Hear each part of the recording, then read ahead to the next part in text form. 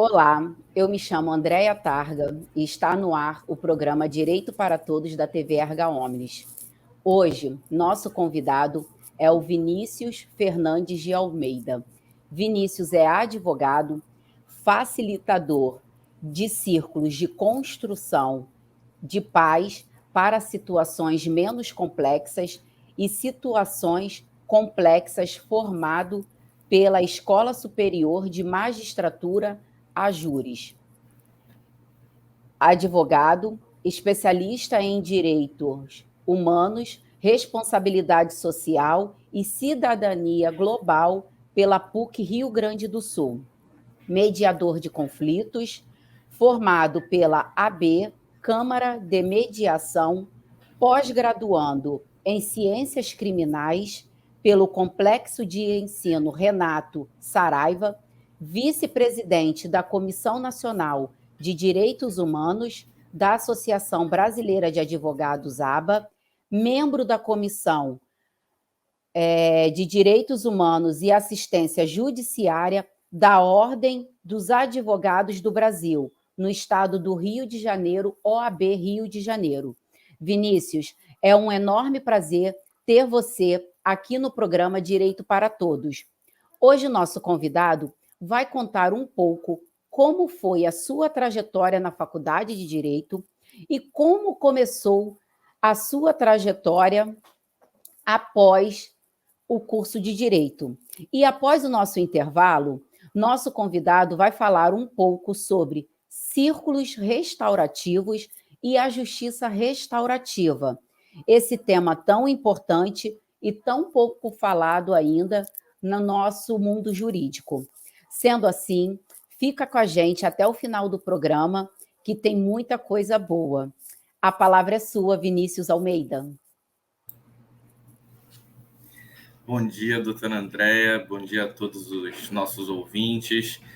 Fico muito feliz pelo convite, desde já quero agradecer a você pelo convite, também a todos os da TV Erga Omnes, parabéns pela iniciativa. Bom, sem mais delongas, agradeço a minha apresentação. Falando um pouquinho, né, sobre a minha trajetória, eu gosto muito de ser informal dentro da profissão, que acho que mais exige formalidade. Eu acho que isso é uma das coisas também que acho que fizeram parte da minha característica como um todo, né? Eu sempre falo para os meus colegas que a gente precisa humanizar mais a advocacia.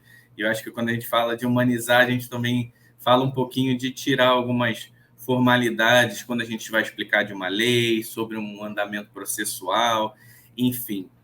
Bom, falando um pouquinho da minha trajetória, quando eu comecei a estudar Direito, eu ainda era um jovem de 20 anos, militar, né, quando comecei essa trajetória. Então, foi muito suado, porque eu ficava transitando entre ir para o quartel, depois ir para a faculdade, aí voltar para o quartel. Então, foi um início de muita superação pessoal, mas também de muita gratidão, porque, enfim, o militarismo, de alguma forma, ele me mostrou que eu precisava dar esse impulso na minha carreira.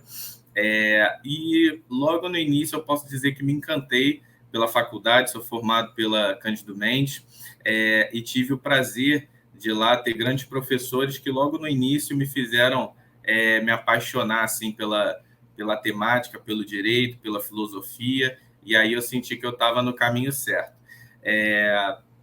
Só que, como todo bom casamento, né, eu acho que a gente realmente casa com direito, ele tem suas crises, digamos assim. E eu vivi também o meu momento de crise com o direito, né? Eu estou formado há mais de 6 anos e nesse momento eu descobri ao longo da faculdade, eu também fui um felizardo, porque eu consegui estagiar desde cedo, desde praticamente o primeiro, segundo período. Quando eu ainda estava no militarismo, eu entrei na faculdade, aí eu pedi meu desligamento e fui logo fazer estágio. Então, isso me oportunizou, desde cedo, logo no primeiro período, a fazer estágio. E eu fui para uma grande empresa aqui do Rio de Janeiro e tive contatos com como funciona, né, um setor interno de uma empresa, Fui aprendendo bastante, porque realmente no início, primeiro e segundo período, a gente não sabe muito da operacionalização do direito como um todo, nem das temáticas específicas, como, por exemplo, direito consumidor, direito civil e algumas outras coisas. Então, esse estágio, logo no início, ele fez muita diferença na minha maturidade profissional ao longo da carreira. E eu fui descobrindo que eu gostava muito da parte interna, do jurídico interno de empresas, principalmente pelo olhar extrajudicial, né? Muitas empresas, é importante falar, têm isso hoje como um movimento um pouco mais proativo, né? Mas eu fui um felizardo de ver, durante a minha trajetória, isso há mais de 6 anos atrás, uma empresa se posicionando de forma mais proativa para tentar resolver os seus conflitos, né? Tentar resolver seus conflitos de forma amigável, de forma mais célere, de forma mais justa, porque a gente sabe muito bem que hoje o judiciário, infelizmente, ele está sobrecarregado de processos e ele não consegue dar a devida celeridade que é previsto na Constituição, é previsto no Código de Processo Civil, e também a segurança, um pouco da segurança jurídica, que às vezes também é esperado pelo cidadão. E isso, desde então, isso me despertou o olhar para a solução de conflitos, né? Isso vai desencadear esse meu interesse pela justiça restaurativa, mas desde então a minha trajetória ela foi marcada por isso, né? Eu consegui, depois desse estágio, eu fui para outro estágio também na área empresarial, dentro do setor jurídico de empresas, fui me especializando na parte de resolução de conflitos e também contratos, que também coloca na mesa essa questão de você entrar num acordo, né? O contrato nada mais é do que um grande acordo que é colocado no papel, de acordo com a vontade das partes, com as nuances do negócio ali envolvido. E aí eu decidi que esse era o caminho que eu gostaria de seguir na advocacia, esse caminho mais voltado para o extrajudicial, né? Tanto que, bom, vindo um pouquinho mais para a atualidade, né, eu me especializei no âmbito de contratos, na área imobiliária também, mas o meu momento de crise ele foi marcado um pouquinho pela falta de identificação com o que seria mais social do tema relacionado ao direito, né? E aí eu confesso aos nossos ouvintes que nesse meu momento de crise eu pensei em terminar com o direito, eu pensei em estudar uma outra profissão e em partir, por exemplo, para psicologia ou filosofia, enfim, alguma outra, mas eu tive muito auxílio, muito conselho de pessoas próximas que me disseram, não, busca outras coisas, tem outras alternativas, acredita em você e mergulha em alguma outra opção. Foi quando eu conheci a área, né, mais profunda dos direitos humanos e os seus potenciais, e também os círculos restaurativos, que são uma metodologia de solução pacífica dos conflitos, né? Então, desde então, eu me especializei na área de direitos humanos, responsabilidade social e cidadania global pela PUC, um curso que eu acho que me tirou bastante da zona de conforto com relação a buscar mais conhecimento sobre a humanidade como um todo, não só sobre os normativos que norteiam os direitos humanos, que são muitos tratados, a quais o Brasil é signatário, mas principalmente para que a gente possa olhar para algumas especificidades humanas, para alguns grupos de acordo com a sua característica, né? Entendendo que realmente cada um possui a sua necessidade, possui os seus direitos e, enfim, é um olhar realmente muito macro que os direitos humanos despertam na gente enquanto profissional e também enquanto ser humano. E aí eu acho que era isso que faltava eu sentir um pouquinho na minha profissão, assim, era essa identificação com o humano, né? A gente, às vezes, no direito, diante de tanta correria, da morosidade do judiciário, a gente acaba, às vezes, se afastando um pouquinho mais realmente das histórias das necessidades da pessoa, da relação que aquela pessoa às vezes vive com uma outra, né? Às vezes a faculdade do direito ela nos ensina às vezes a ser muito objetivo. A pessoa vem com um problema que está afetando ela de inúmeras maneiras e a gente tenta logo fazer o enquadramento jurídico daquela situação que ela está vivendo. Só que muitas vezes aquele problema, aquela necessidade daquela pessoa vai muito além do que a letra fria da lei, né? Uma vez uma cliente me surpreendeu com um depoimento desse, e que nós gostaríamos de fazer um movimento processual mais humano, juntando mais fotos, e a gente explicou isso para ela, e ela me disse isso, e aí eu compartilho com os ouvintes para que eles nunca se esqueçam disso, que eu acho que essa é uma das contribuições aqui que eu acho que eu posso trazer, que ela falou assim, a lei é muito fria, né, doutor? Eu falei, pois é, exatamente isso. E aquilo me fez enxergar o como a gente precisa humanizar o direito como um todo. Isso se você atua na área trabalhista, na área civil, na área criminal, o que quer que seja, né? Então, era um pouco disso que eu sentia falta na minha profissão, na minha transmissão de energia, de colaboração com o meu conhecimento para as pessoas, né? Então, hoje, meu casamento não está em crise, muito pelo contrário, ele está muito feliz, estou muito bem, porque eu consegui unir esses conhecimentos, né? Direitos humanos, a parte dos círculos restaurativos, também conhecendo a justiça restaurativa, como uma ferramenta realmente da gente aplicar o direito, aplicar a nossa própria humanidade de uma forma diferente. Então, fico muito feliz pelo convite, de poder estar compartilhando esse momento aqui com vocês nesse primeiro bloco, porque eu acho que é importante também dizer aos nossos ouvintes que estudam direito, ou que estudaram direito, que existe um mercado ainda muito amplo a ser descoberto pelos profissionais de direito. Eu acho que isso também é uma função que talvez a faculdade não cumpra também, que é realmente mostrar esse leque de opções. Todo mundo sabe que entra na faculdade sabendo que existe um leque de opções. Bom, mas a pessoa às vezes entra querendo fazer com o objetivo de fazer um concurso, de se capacitar, de ter uma graduação, e aí eu brinco dizendo que ela no final só sai com vontade de se formar, né? Porque realmente a graduação ela é bem cansativa.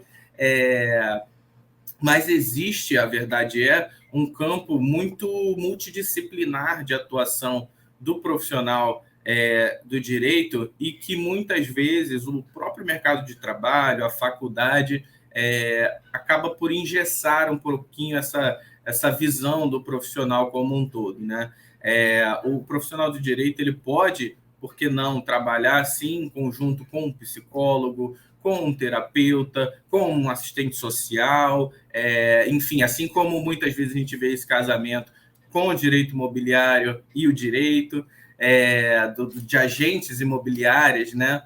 Enfim, então é sim possível e hoje o meu campo de atuação ele é muito nesse sentido, de trabalhar com direitos humanos, os círculos de paz, com a justiça restaurativa e, enfim, é uma perspectiva que vem crescendo bastante no mundo inteiro e no Brasil também vem, mas ainda a passos um pouquinho de tartaruga, principalmente no Rio de Janeiro, mas a gente vai falar dele um pouquinho mais à frente e eu espero que vocês gostem. Espero também ter colaborado aí com um pouquinho da minha trajetória com quem estiver assistindo a gente.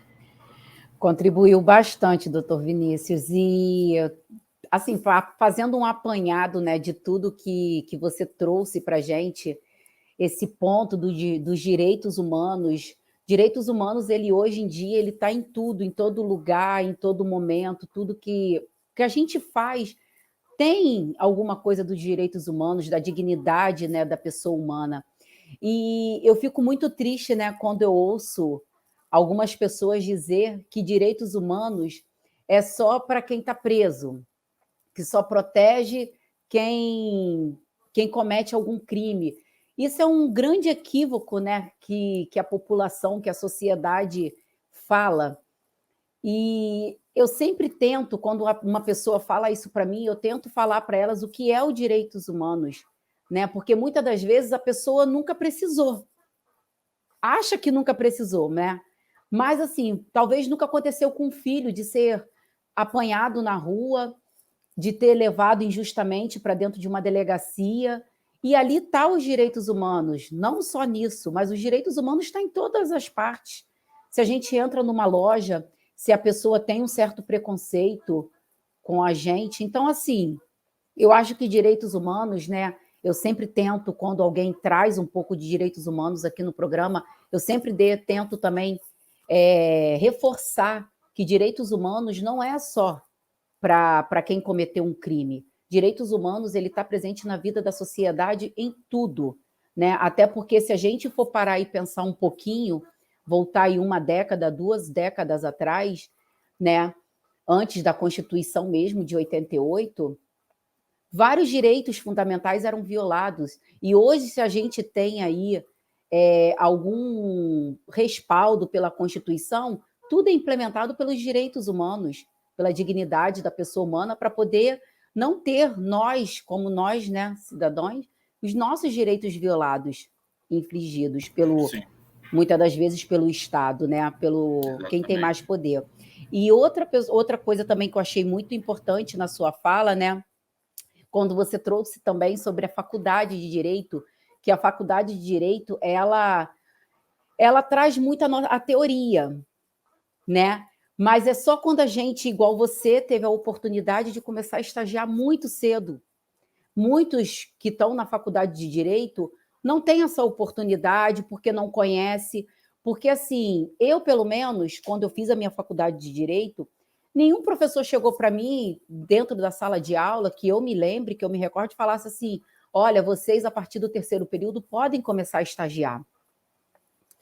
Então, assim, eu tive muita teoria. Eu comecei a estagiar a partir do 5º período de faculdade, né? E eu senti muita falta de estagiar dentro de um escritório privado, porque eu estagiei toda a minha vida dentro de órgão público. E é totalmente diferente. O estágio dentro de um órgão público ele é muito bom para quem já tem a intenção de fazer um concurso público, para saber como é que funciona. Agora, para quem quer advogar na área privada, ser autônomo, escritório é o que você vai aprender.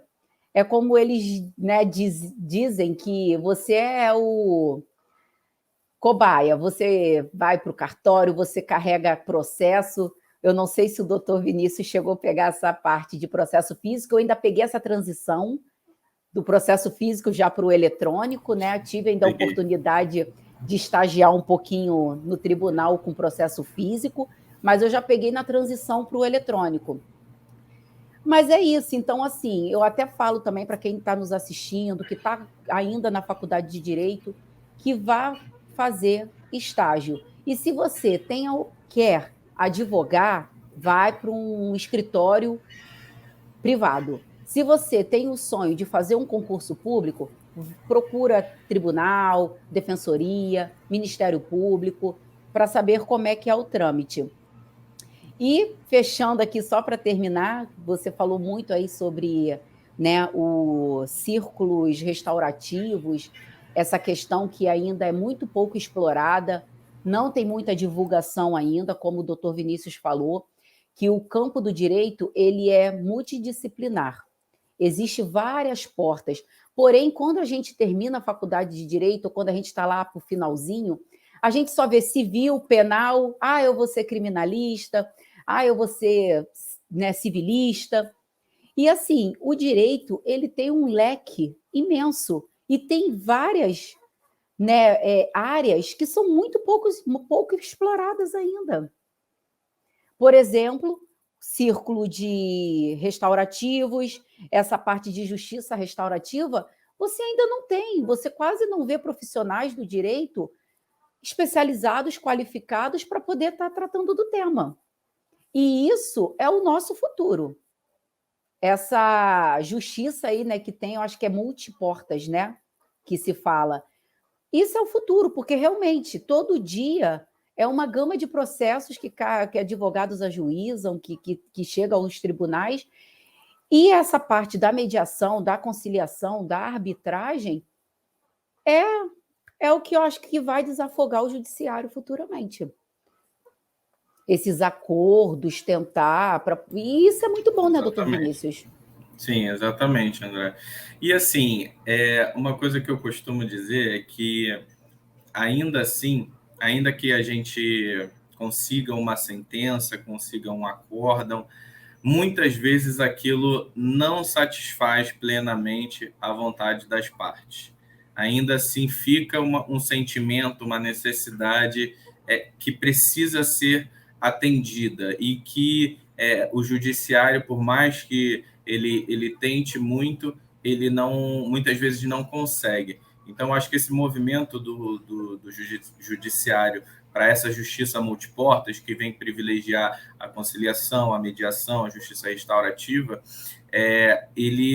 eu acho que despertou no judiciário esse olhar, essa necessidade. Bom, pessoas precisam também de coisas que vão muito além de uma sentença, muito além de uma decisão, e eu fico feliz porque também eu acredito que quando a gente está dentro de um estado, por exemplo, como o Rio de Janeiro, a gente também, o direito também bloqueia um pouquinho o nosso campo de visão com relação ao que vem acontecendo em outros estados. Então, a gente vai poder falar no próximo bloco que, assim, a justiça restaurativa e os círculos, eles vêm ganhando muita força em outros estados, né?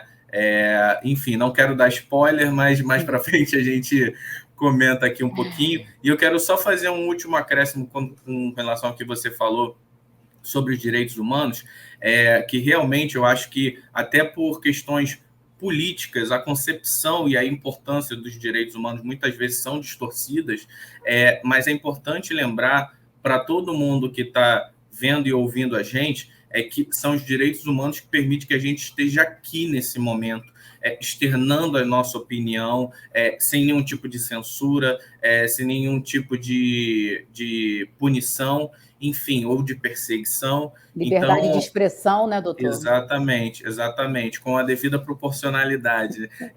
E assim, a gente precisa levar isso a conhecimento de toda a população, né? Porque realmente essa concepção de que direitos humanos é para bandido, é para defender bandido, essa é uma ideia muito retrógrada e muito vazia com relação ao que são os direitos humanos. Então, fico muito feliz pela importância também dada ao tema. Tá certo, doutor Vinícius. Então, nós vamos para o nosso intervalo, mas não sai daí que a gente volta rapidinho.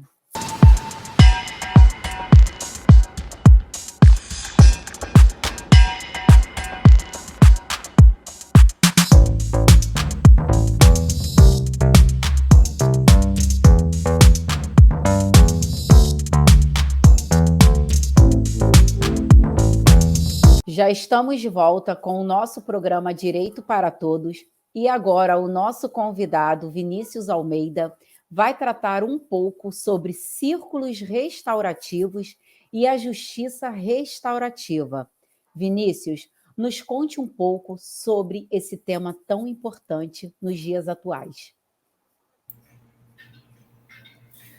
Bom, Andréia, a justiça restaurativa, antes de falar exatamente dela, eu vou sempre traçar um paralelo com o que a gente chama de processo circular, ou círculo de construção de paz, né?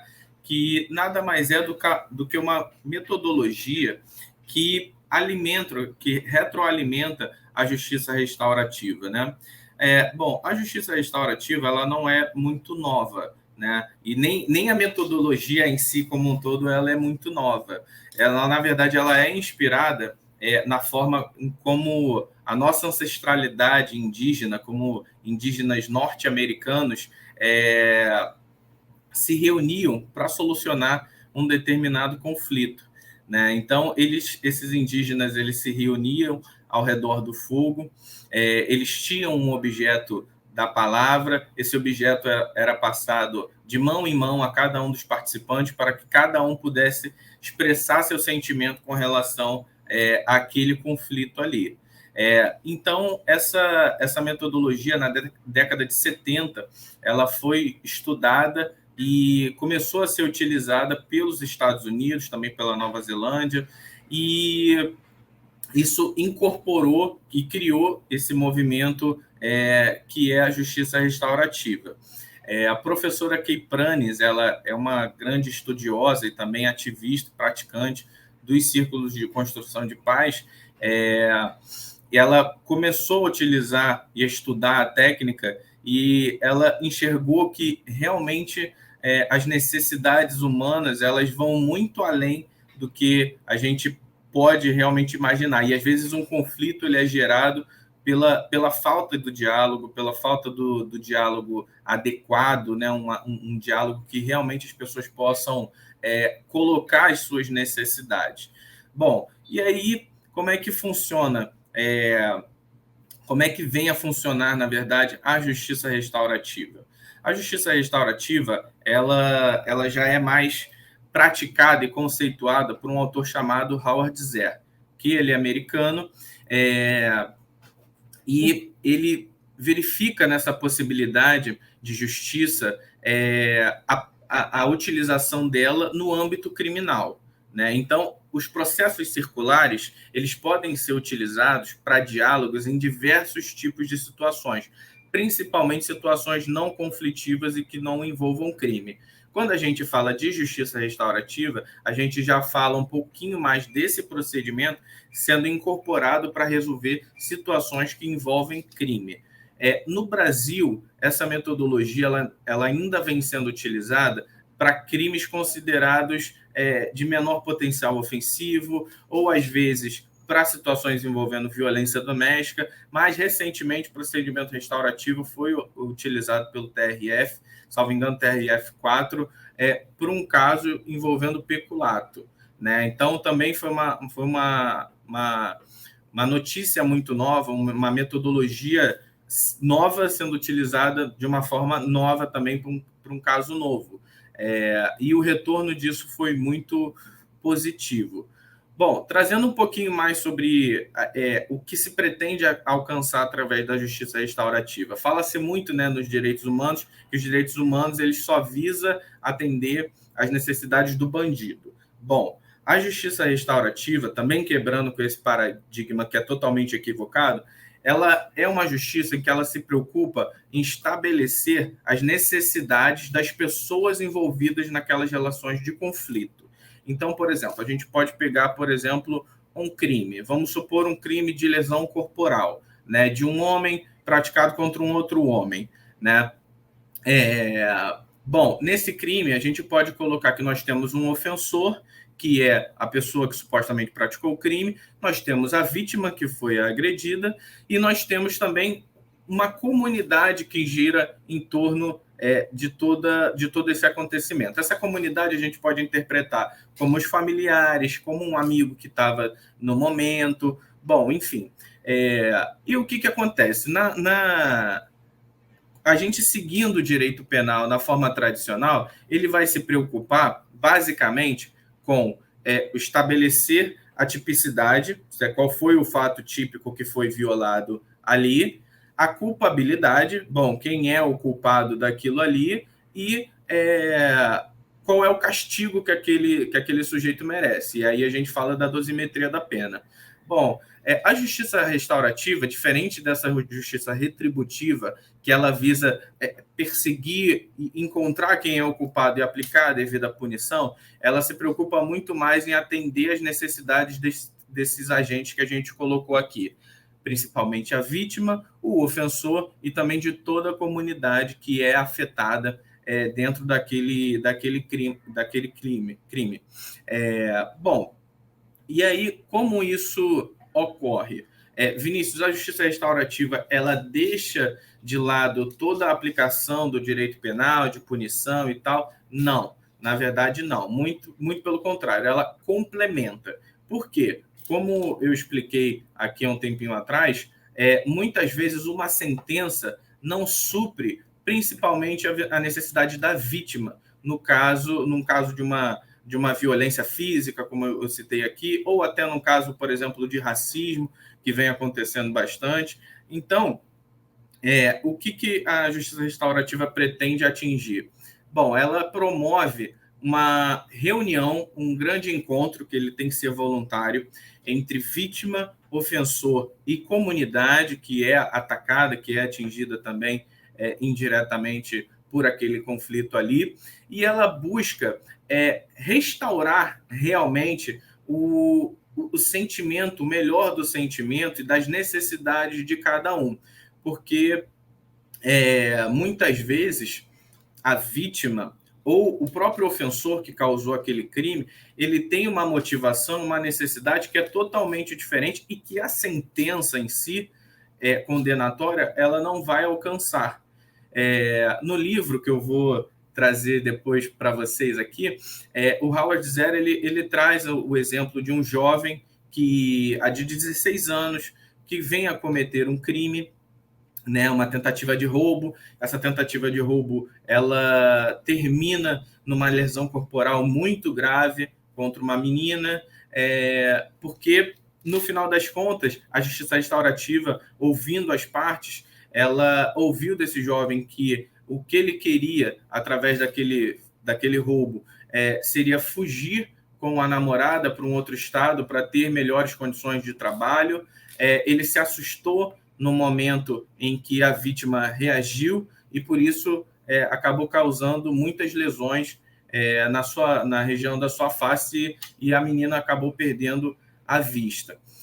Bom, essa menina ela também teve a oportunidade de ouvir o ofensor e de expressar o que ela necessitava para se recuperar de todo aquele trauma. É importante destacar que a justiça restaurativa ela dá uma atenção muito mais focada, muito mais humanizada às necessidades da vítima, né? Para que a vítima possa expressar o que ela vem sentindo, o que ela vem passando, todo o trauma que ela vem suportando ou não diante daquele acontecimento.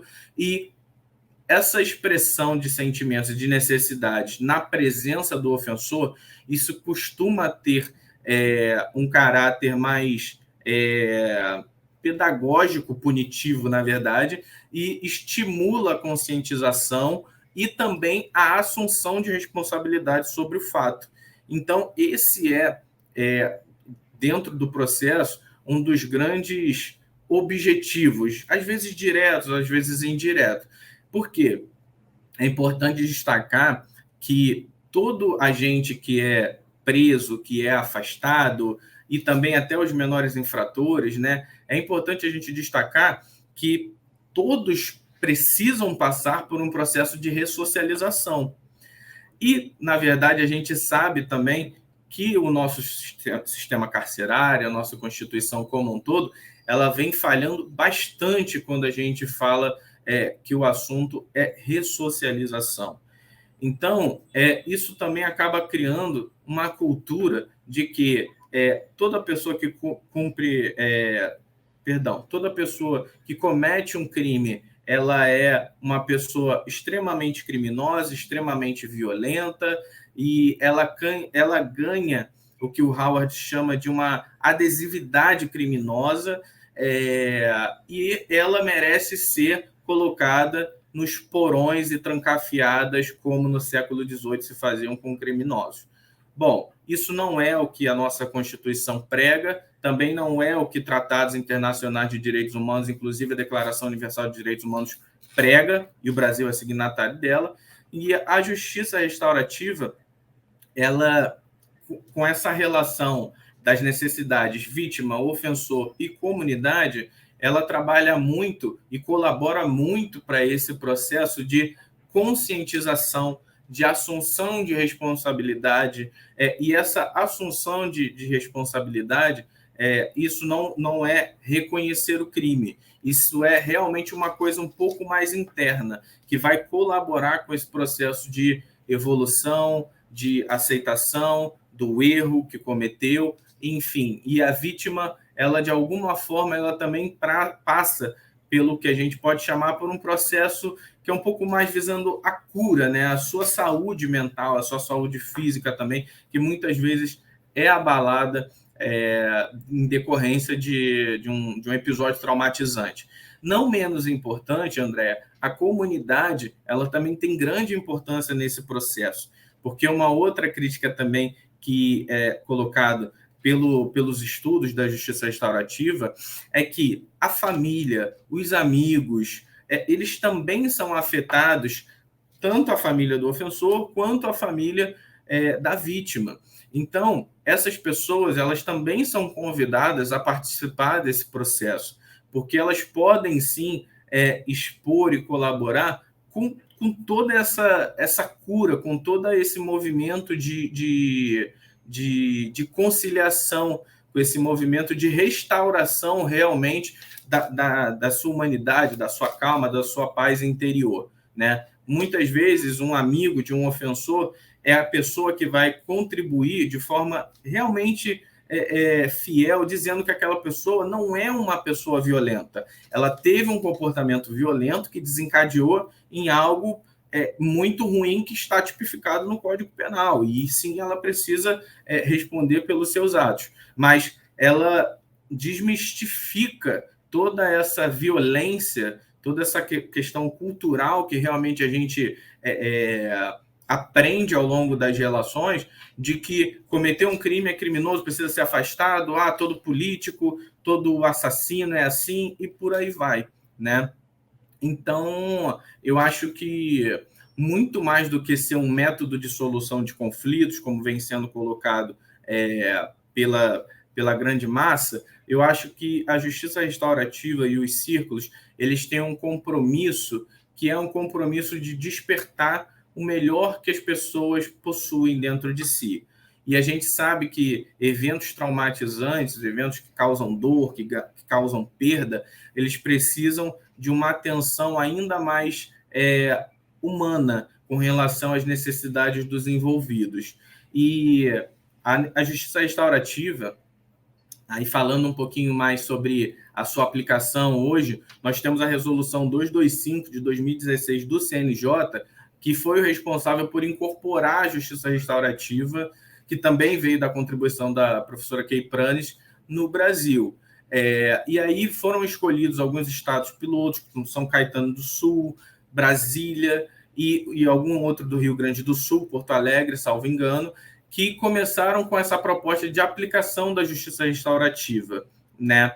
E o que eu ouço de profissionais que atuam com a justiça restaurativa é que os resultados vêm sendo muito exitosos em atender as necessidades da vítima, em ressocializar jovens que vêm cumprindo medida socioeducativa e que também vêm cumprindo pena, sejam homens, sejam mulheres, e a comunidade também que é envolvida, amigos, familiares, eles também se sentem menos violados com relação àqueles acontecimentos, porque o impacto, normalmente, de um acontecimento como esse, se a gente fala de uma cidade pequena, se a gente fala de um bairro, se a gente fala de um município, a gente sabe que causa uma destruição que vai muito além do que a gente imagina, né? Destrói famílias, separam pessoas, criam-se estereótipos. Às vezes, uma pessoa que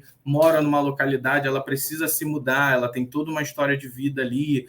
Pessoa que, às vezes, aconteceu esse conflito na escola, ela tem que mudar de escola. Enfim, então, acho que a justiça restaurativa ela já vem sendo utilizada não só com essa perspectiva do conflito criminal em si, porque ali o conflito já aconteceu, o dano já ocorreu e a gente precisa solucionar ele da melhor forma possível. É importante destacar também que toda essa necessidade que é externada, ela depois vira um acordo que as partes ali envolvidas, mas principalmente o ofensor, deverá cumprir. E aí você tem um acompanhamento, você tem um pós-círculo para saber se as necessidades da vítima vêm sendo atendidas, se o acordo vem sendo cumprido, qual vem sendo o sentimento das pessoas depois do círculo. Então, são etapas muito importantes. Mas, além dessa perspectiva da justiça restaurativa no âmbito criminal, ela também vem sendo aplicada como círculo de construção de paz para situações não conflitivas. Então, por exemplo, uma escola hoje vem adotando a metodologia dos círculos para dialogar entre os alunos, para entender uma certa situação, um conflito que gerou uma discussão ou um bullying, e tentar resgatar, ainda na juventude, o melhor que eles têm a oferecer. Então, essas são as duas perspectivas que eu gostaria de trazer hoje para quem está conhecendo agora a temática. Uma é a metodologia dos círculos de construção de paz, que eles são muito utilizados de forma não conflitiva, quando não tem um crime, quando não tem algo que realmente mereça uma maior atenção do judiciário, e a perspectiva da justiça restaurativa, que ela já possui um âmbito de atuação mais envolvendo situações criminais, como violência doméstica, atos infracionais cometidos por crianças ou adolescentes, e também por crimes cometidos por pessoas já adultas. Essas ferramentas unidas, elas formam uma nova concepção do que se busca quando falamos sobre justiça. Então, fica aqui o meu convite para que todos busquem mais conhecer essa resolução do CNJ, busquem conhecer artigos e livros também de autores como a professora Kay Pranes e também como Howard Zehr, porque essa metodologia que já vem funcionando em outros países, já vem funcionando em alguns outros estados que não o Rio de Janeiro, ela veio realmente para ser uma justiça do futuro, em que eu acho que vai realmente atender muito mais às necessidades das partes, vai colaborar com o processo judicial e realmente, ao final de tudo, nós vamos ainda assim cumprir a nossa Constituição em termos de atender a dignidade humana e pensando em termos de ressocialização também, porque é importante quando a gente fala de direitos humanos, a gente precisa lembrar que todos nós estamos fadados, infelizmente, a cometer uma situação que pode ser enquadrada como uma situação criminosa, né? Às vezes isso vai ter o dolo e às vezes não vai ter o dolo, vai ser de forma culposa. Então, é necessário lembrar a nossa população que às vezes é uma linha muito tênue que nós temos sobre situações que realmente podem nos colocar e nos enquadrar como uma pessoa que violou a lei. E eu sei que se eu, Vinícius, violar a lei em algum tipo de situação, eu gostaria que ela não apenas me condenasse, eu gostaria que ela contribuísse com o meu processo evolutivo, com o processo evolutivo de cura daquelas pessoas que, porventura, eu afetei. Isso vai muito além de uma sentença, vai muito além de um acórdão, e eu espero que essa cultura de paz, a cultura da justiça restaurativa, ela venha para ficar, que as pessoas conheçam, abram a consciência, porque realmente ela vai fazer muita diferença na nossa vida para o futuro. Doutor Vinícius, nossa, fiquei assim, vislumbrada, entendeu? Com tanta informação. Por quê? Porque eu confesso, né? É o que eu falei, muitos não têm conhecimento, e eu não tinha essa visão que os círculos restaurativos eles já tinham esse alcance de tentar amenizar essas coisas no ramo do direito penal.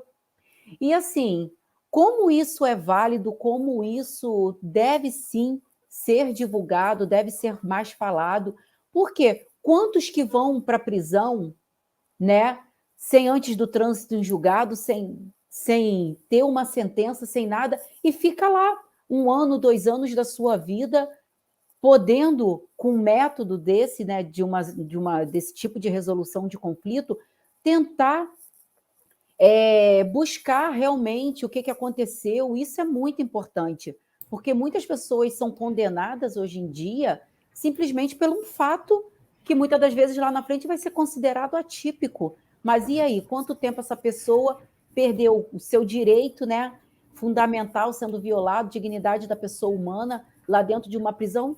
Não consegue mais.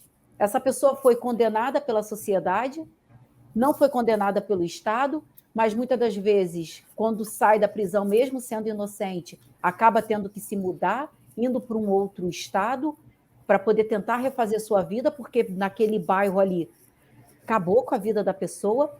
Então, como é importante, né, esse método, esse círculo restaurativo, essa justiça restaurativa, envolvendo assim também o direito penal, porque a gente tem muito uma visão de direito de família, coisa mais de família, né?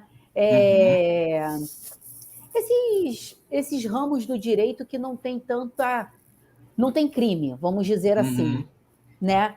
E assim, eu confesso que eu gostei muito, porque eu nunca tinha parado para pensar e não sabia, confesso, dessa parte no direito penal que é tão importante, entendeu? Assim, eu gostei muito. E outra parte, né, que você falou, né, esse desgaste, né, que acaba tendo entre as partes. Por quê? Muitas das vezes foi um furto. E aí a pessoa vai logo diretamente para a delegacia, faz aquela coisa toda. Às vezes é um furto simples, a pessoa entrou, acabou pegando uma roupa no varal, vamos dizer assim, da pessoa, um tênis.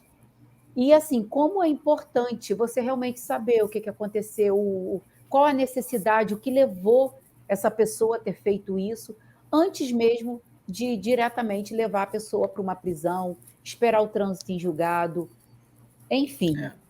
Exatamente. Outra coisa que eu queria te perguntar, né, que me surgiu aqui também, que você falou muito sobre a justiça restaurativa, é que ela tem muito a ver com a psicologia, né, doutor Vinícius? Porque você acaba tendo que ver, estudar, entender o que essa pessoa levou a cometer esse ato, o que levou ela a cometer, fazer isso. E quando você fala tudo assim da justiça restaurativa, só me vem que são os direitos de quinta geração, né? Que é a paz. Então você traz isso muito assim, e eu só conseguia pensar nisso.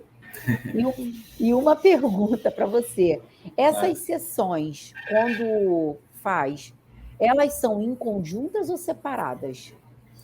Bom, o mais adequado é nas situações que envolvem vítima, né, é que ocorra o que a gente chama de pré-círculo.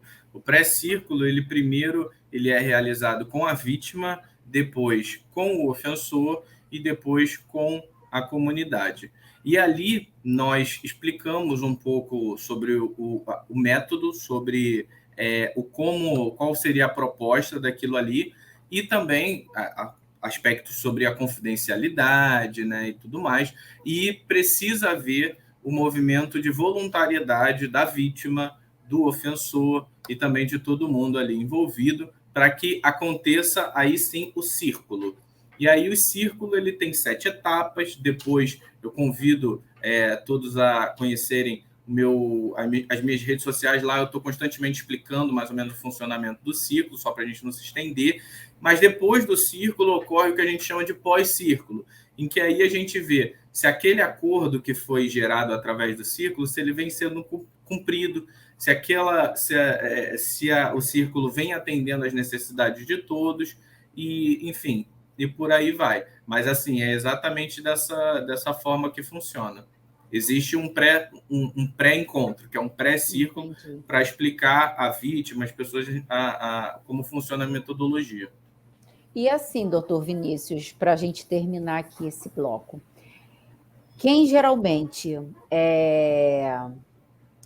como é que eu vou dizer aqui? Quem geralmente acompanha essas vítimas são vocês mesmo que são responsáveis para estar fiscalizando se está cumprindo? Não, na verdade não. O que acontece é as partes elas têm autonomia, né? Porque todo o processo, a justiça restaurativa, acho que é importante consignar que ela não busca estabelecer culpa, né? Esse não é o objetivo dela. Então, quando o acordo, essa questão que a gente chegou aqui dizendo que as partes fazem um acordo, às vezes esse acordo ele não acontece, às vezes isso demora muito a ser lapidado, porque é uma coisa que ele tem que, apesar de buscar esse objetivo, ele tem que acontecer de uma forma natural e não de uma forma forçada. E quando a gente fala de acompanhamento, o que ocorre é no pós-círculo. Esse pós-círculo ele é exatamente para que, novamente em reunião, as partes possam, também numa conversa que ela é toda montada especificamente para isso, tá, André? Acho que é importante ressaltar que ela não é simplesmente sentar em roda e vamos conversar. O círculo ele tem 7 etapas. E todas essas etapas elas são pensadas de acordo com a necessidade daquele círculo, com a necessidade daquele grupo. Então, não é uma preparação deliberada, ela é realmente adequada à necessidade daquelas pessoas e daquele conflito. E aí o pós-círculo ele serve exatamente para verificar numa segunda reunião, numa terceira, né, na verdade, porque ela é pós o círculo, se as necessidades das partes vêm sendo cumpridas, se aquele acordo vem sendo atendido, se não, por que não, o que podemos fazer e assim sucessivamente. A restauração ela continua, aquele caminho ele vai continuar sendo perseguido, até que a gente faça um pós-círculo em que a gente perceba que as partes conseguiram se adequar, que aquilo está sendo feito de uma forma tranquila, aquilo vem surtindo efeito e assim acho que a restauração ela começa a acontecer efetivamente. E só para a gente fechar, se chegar no último estágio desse círculo, aí vocês levam para o juiz, ele homologa esse acordo? Sim, normalmente o que acontece é que o acordo ele é levado ao conhecimento do juiz que fica responsável ou não por fazer essa homologação. E aí todas as etapas do acordo, elas realmente têm que ser observadas, no caso, pelo tribunal. Os servidores ali, que são os facilitadores, ficam responsáveis por acompanhar o cumprimento desse acordo. Ótimo, doutor Vinícius, gostei muito. Ficaria aqui fazendo muito mais perguntas para você, porque gostei muito, sim. Porém, nós vamos para o nosso intervalo, mas voltamos já.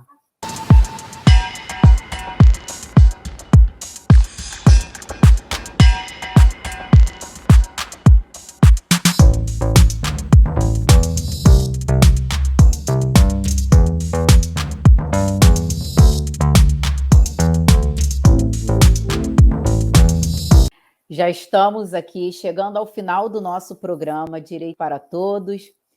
E após a gente falar aí um pouco sobre a vida do Dr. Vinícius, um pouco sobre esse tema tão apaixonante que eu gostei muito, que é círculos restaurativos e a justiça restaurativa.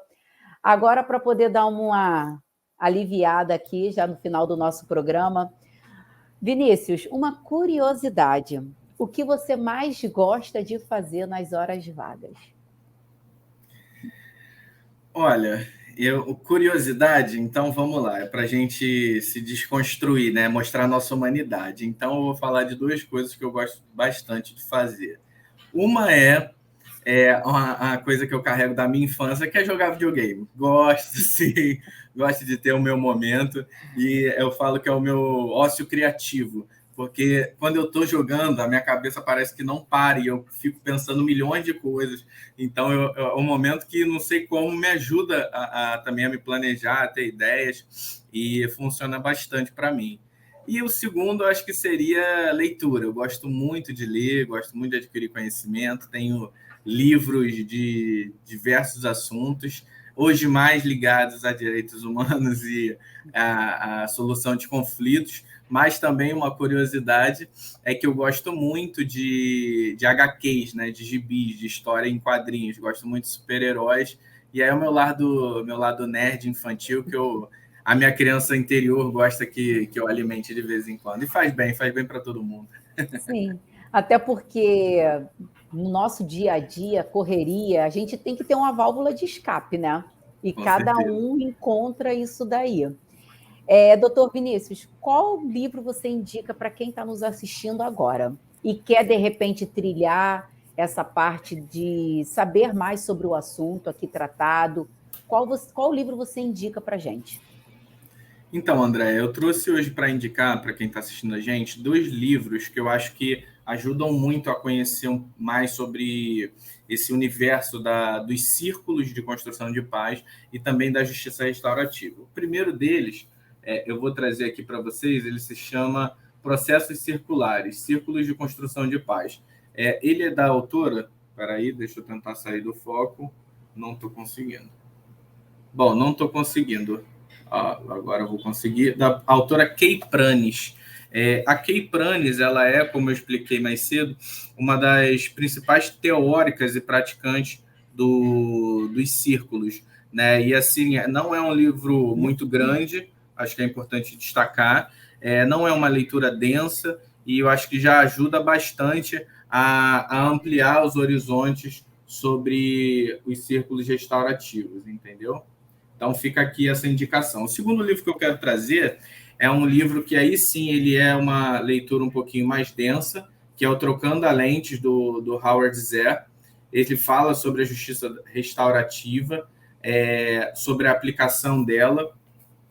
E aí sim, é uma leitura um pouquinho mais densa, porque ele aprofunda a metodologia, também trazendo casos que ele trabalhou. E, enfim, recomendo bastante para quem quer conhecer os assuntos e se aprofundar um pouco mais na matéria dos círculos e da justiça restaurativa.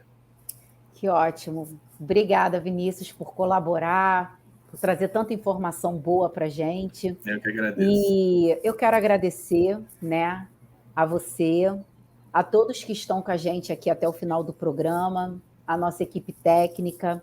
Meu muito obrigado, doutor Vinícius Almeida, por compartilhar um pouco, né, sobre justiça restaurativa, sobre círculos restaurativos, esse tema mega importante, que eu acho que todo advogado deveria saber um pouco mais, né, porque isso eu acho que é fundamental. E agradecer também, né, a todos mais uma vez que ficaram com a gente. E nunca desista, gente, dos seus sonhos, batalhem, lutem, entendeu? Se você quer se tornar um advogado, se você quer um concurso público, estude, porque conhecimento é uma coisa que ninguém tira da gente. Doutor Vinícius, mais uma vez, meu muito obrigada por participar do programa Direito para Todos. E até mais.